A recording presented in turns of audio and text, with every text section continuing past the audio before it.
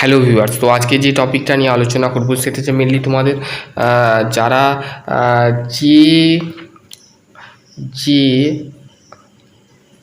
IDC, ঠিক আছে, JIDC degree engineering college, যেখানে প্রিন্সিপালের পোস্ট বেরিয়েছে।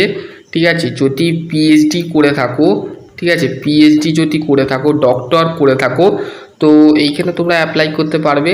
ঠিক আছে, ম্যানেজিং JIDC এডুকেশনাল সোসাইটি, ঠিক আছে, PPP মোড, ঠিক আছে, approve of AICT Gujarat technology university. ঠিক আছে, গুজরাট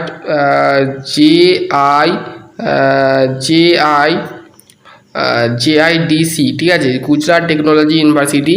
ঠিক আছে, নোটিফিকেশান বেরিয়েছে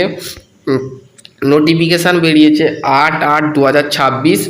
ঠিক আছে, employment notice, application of invited of the eligibility candidate, engineering programming, name of post principal, number of post হচ্ছে একটা।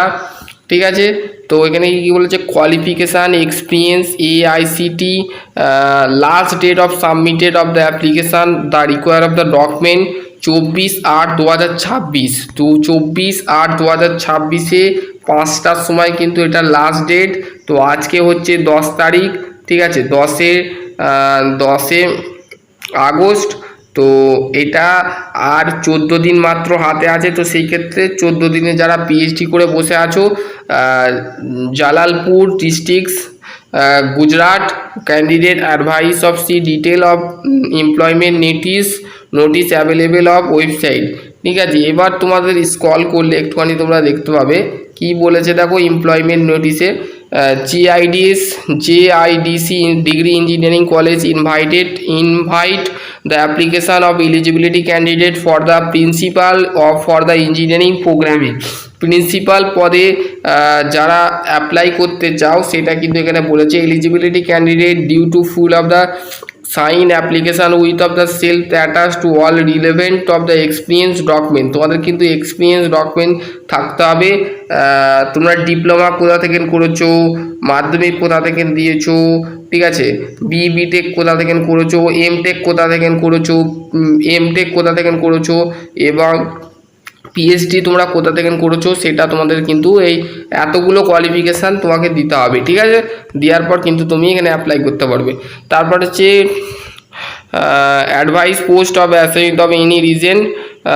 তারপরে হচ্ছে এখানে দেখো institute address of before AICT JTU।